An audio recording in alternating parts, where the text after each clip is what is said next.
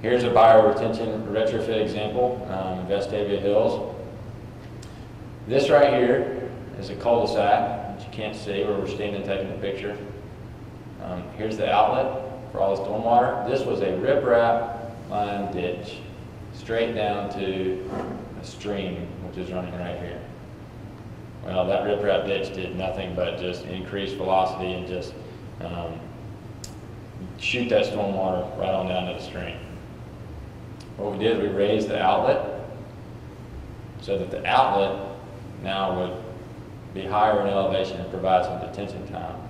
We also planted it with some native water-loving species, and we had a maintenance manual that we gave to the homeowners. Do not mow every day. This is a do not mow bioretention example. This is a mow once every 6 months type bioretention. They were actually pretty happy with that. Sounds good, you know? Okay, we don't have as much to mow. There were 6 of these that we did for this homeowners association. Permeable pavers and porous paving, they allow for the infiltration of stormwater. And we use a variety of locations, parking lots, overflow parking. I really like these in overflow parking. Fire lanes, pedestrian connections. Just said location. You don't want to put these in a high traffic area that would receive a lot of sediment. This is ideal. This is kind of that side parking on a shopping center where it probably doesn't get used every day. If it does, it's around the peak hours, 5 a.m. 5 p.m. or 8 a.m.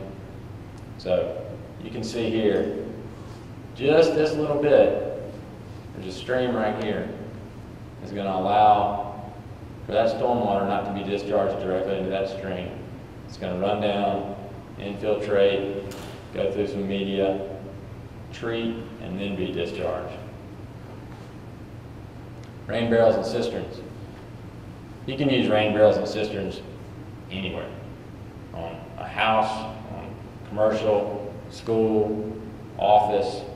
They're easy to use, easy to install. Tree wells, filters. These allow for the uptake of some stormwater and some infiltration along paved surfaces.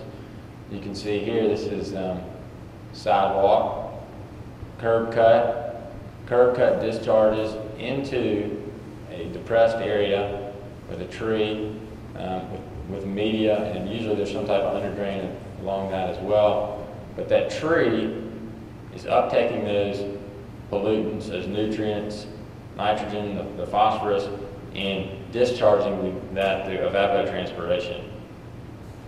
Grass swales. We got a before. It's in the same shot, or the same project, but you can see this is an example of how to utilize a grass swale. We have a conveyance method here. This is in the conveyance system.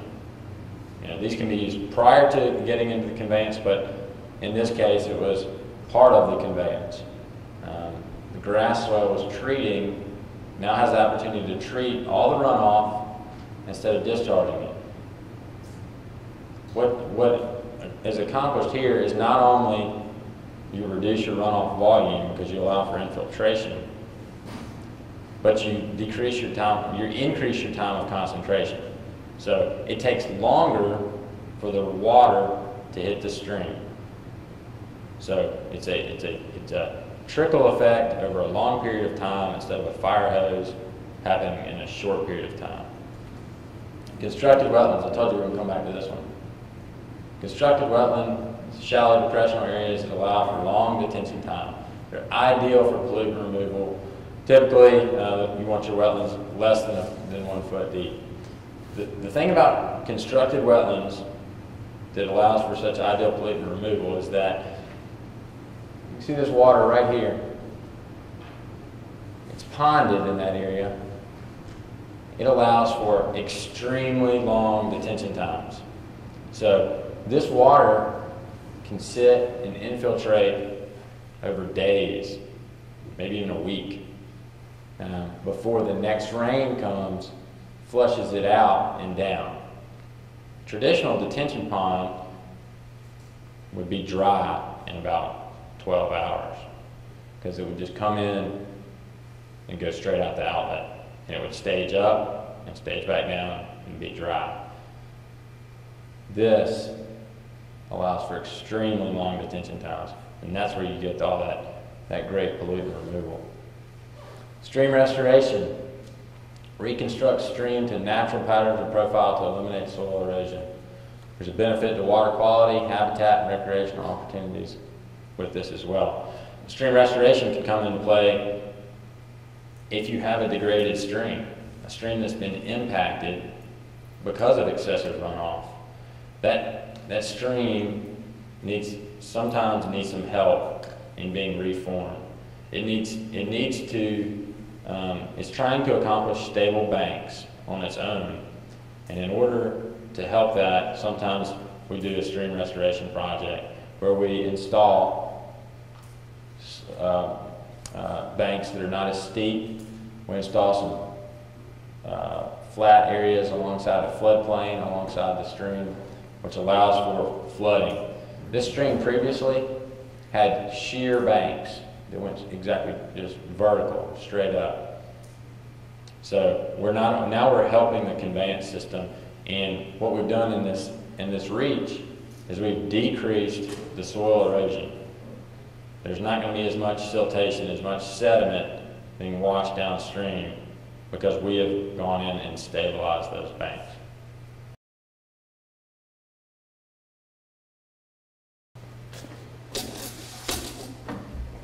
Okay, Findley talked about the specifics of all these retrofits.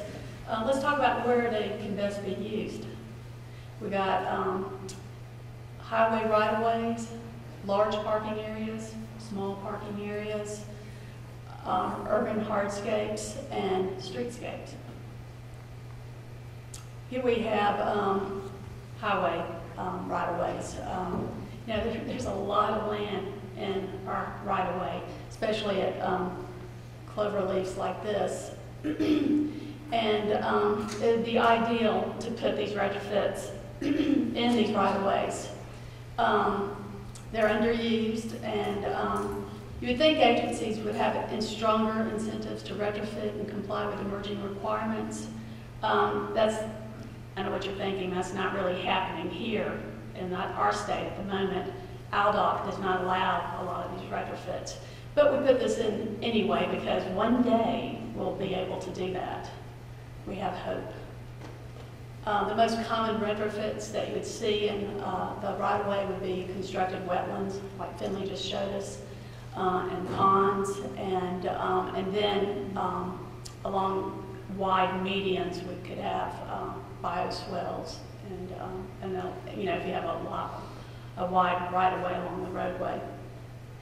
And if all else fails, if you don't have room to put one of these retrofits, reforest it. That's the best thing to do. Some things to consider that would be difficult to retrofit would be sites that are going to see future expansion with roads, roadway lanes, steep slopes with guardrails, areas that require to close a lane for construction or maintenance, and areas to be used as a staging area for future construction. Large parking lots. Yeah, this is a great place to do retrofit. It's always bothered me to see the sea of asphalt at Walmart and Kmart and all the big box stores and institutions as well. And it's quite unattractive too, and it's a desolate, hot space in the summer and cold in the winter. So, to introduce these retrofits in a large parking lot changes not only quality of life, but improves the water as well. This picture, Beth showed a picture earlier of Bass Pro Shop. This is new construction here, but this could look like that easily.